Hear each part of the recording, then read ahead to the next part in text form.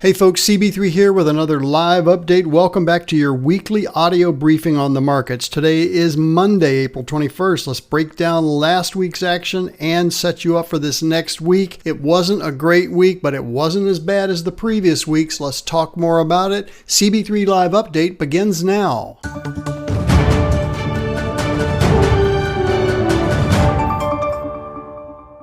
I'm sure you know it was another turbulent week for U.S. equities. The S&P closed up on Thursday, the NASDAQ slipped, and the Dow really tumbled, but that was primarily because of United Healthcare dropping 22%. Unfortunately for us, UNC is in our GI portfolio, or it was stopped out an hour or so into the session. However, for the year, GI is beating the S&P 500 by 419 basis points. We're really happy with that. Tesla really having a tough year. The tech stocks under pressure. Nvidia fell 3% on Thursday. Obviously, market closed on Friday, and they had a 7% drop in the previous session. So we're just getting kicked around a lot on the tech sector and the other NASDAQ stocks, which have been predominantly in CG. That said, CG is almost neck and neck with the S&P year to date, and CG remains in 25% cash because I still don't see a bottom yet in the market.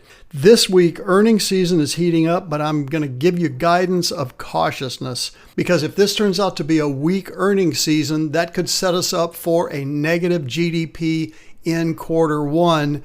And that, of course, could lead to a recession if this trend continues. I still do not believe that is going to happen. I'm not seeing enough negative data to warrant telling you guys I think we're headed into a recession. Even if we are, that doesn't mean we leave the market. It means we change our allocation, all right? So there's nothing to be afraid of there. It just means more work on my part. I've got to find assets that are growing, and there are always assets that are increasing in value. For instance, in GI, of 20 holdings, I only have one stock that's on what I call probation. So GI doing very well, CG holding up, DS having a really difficult time of it, but that's no surprise. You guys that were with us in 2022 in DS know that we had a drop of 43% and then went on to make a lifetime high just 3 months ago. So that is a very volatile portfolio, but our primary portfolio, CG and GI, doing very well, holding up in this down market. So looking ahead to this week, over 120 of the S&P 500 companies report earnings this week, including heavyweights like Alphabet and Tesla.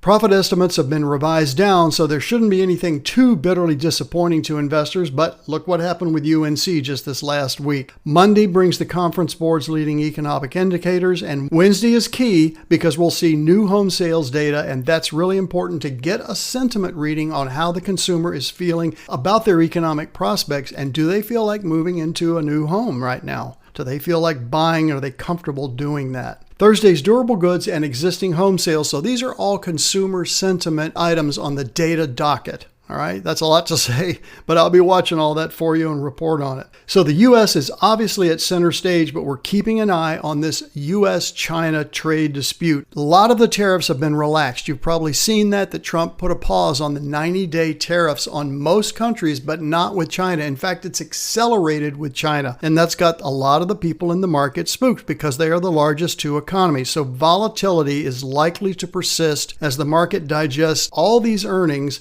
and the evolving trade landscape. The Mag 7, Magnificent 7 stocks, which are all in our DS program, are going to be a benchmark to see if we can pull out of this correction and go back to setting lifetime highs later this year. The Fed remains in wait-and-see mode, and of course, the duel between President Trump and Jay Powell is certainly on the front burner. That has been overtly an in-your-face discussion over the last few days. So there it is. I think we have a pretty good week ahead of us here. We've got a lot of earnings. We could get some positive surprises. And if we get negative surprises, I'll be ready for those too. Next Monday, we'll have a special edition of CB3 Live and an interview that I think you'll be very excited to hear. So we hope you have a good week. If anything comes up, watch for me here on the podcast. I will see you next time. Have a great week ahead.